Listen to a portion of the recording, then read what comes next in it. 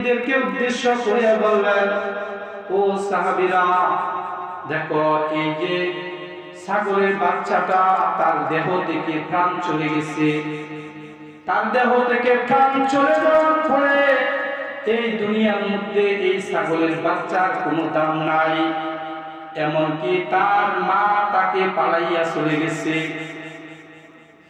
ও সাহাবীরা, শুনিয়া রাখো, এই দুনিয়াটা আমার আল্লাহর কাছে এই ছাগলের বাচ্চার চাইতেও নিকৃষ্ট দাম। আল্লাহর কাছে এই দুনিয়ার কোনো দাম নাই।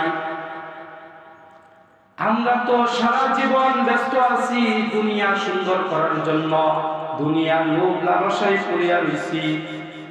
কিন্তু একদিন তো এই সুন্দর পৃথিবী চাইরা আমাদের সবার অন্ধকার কবরে যাইতে হবে।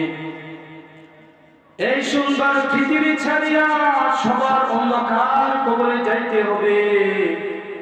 আমার জীবনের মধ্যে যদি নেক আমল না থাকে, অন্ধকার কবর হয়ে যাবে। আর যদি আমার জীবনে নেক আমল থাকে, তাহলে আমার চতুর্দিকে মাটি থাকবে, কিন্তু সেই মাটি আল্লাহ তাআলার অর্ডারে আলোকিত হয়ে যাইবে।